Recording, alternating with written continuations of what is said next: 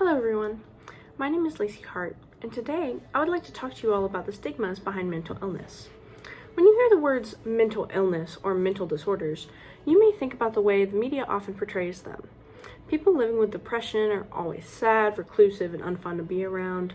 Those living with schizophrenia are dangerous, deluded, and seek out ways to harm themselves or others. Psychopaths or sociopaths lack empathy and therefore understanding of human nature, and are often prone to being serial killers or end up with a worse fate. All of these examples, which are shown over and over again in the media, are all examples of negative stereotypes or stigmas. Sometimes we think these disorders are misunderstood due to the lack of prevalence in today's society, but did you know that according to the World Health Organization, over 1 billion people worldwide are living with at least one mental health disorder, with anxiety and depression being some of the most frequent diagnoses.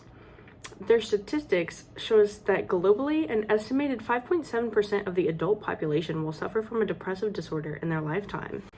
Approximately 332 million people in the world have depression, and many of these people may be your friends, family, peers, teachers, or people you interact with online. This is just one example of why it's so important to educate others on the truth about mental illnesses. You never know who it's affecting.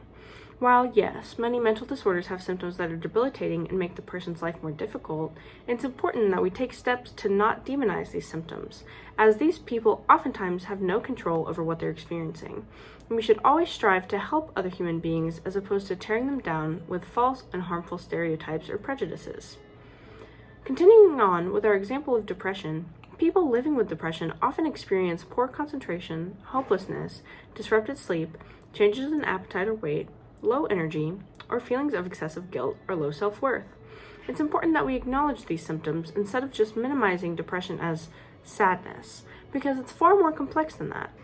Knowing the truth behind the symptoms of a disorder also helps us as a society to know how to better help those with that certain disorder. Many symptoms can be treated with therapy, medication, or other holistic means. While therapy and other methods of receiving help are more accessible than they were in the past, stigma can still prevent individuals from asking for help, or even acknowledging that they're struggling in the first place. Negative attitudes and beliefs towards mental illnesses may make people think less of someone because they live with a mental health condition. Data shows that globally, more than 70% of people living with mental illnesses receive no treatment from healthcare staff, and it's suggested that this is because of the lack of knowledge to identify features of mental illnesses, ignorance about how to access treatment, as well as prejudices and discrimination against those with mental illnesses. So, now you may ask, how do we go about reducing the stigmas in our society? Well, there are multiple different types of stigmas, and therefore different things we can do to address each type. Structural stigma, or the laws, regulations, and policies that limits the rights of those with mental health conditions, can be fought through working for policies that can support those with mental illnesses, like those that help them find and keep a job, secure safe housing, access quality health care services, and obtain an education.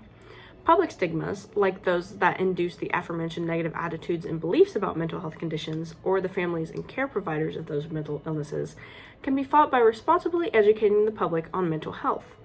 This can include journalists, communicators, and others working in the media, taking care to portray those with mental health conditions accurately, with nuance and in context, and avoiding perpetuating negative and harmful stereotypes. Self-stigma, or the internalized belief that one may be flawed or unfixable when they have a mental health condition, can also be fought through education. But there are other strategies we can implement, like making sure those with mental health struggles always have a place to go where they can be treated with empathy and understanding, as well as having open conversations about mental health and showing others that it's not something to be ashamed about, but instead a part of many people's lives. If you don't know where to start in implementing these strategies into your own life, I'd encourage you to take a look at how you talk about mental illnesses.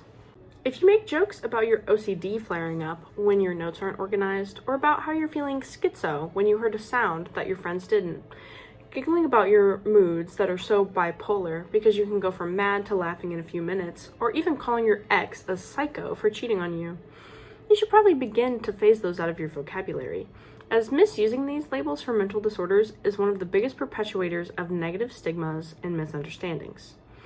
After this, I'd encourage you to educate yourself on the struggles of these disorders that you mock, whether it be knowingly or unknowingly, as you never know who your words could hurt. Thank you for taking the time to listen to my PSA, and I hope this has helped you to learn a thing or two about the mental health stigma.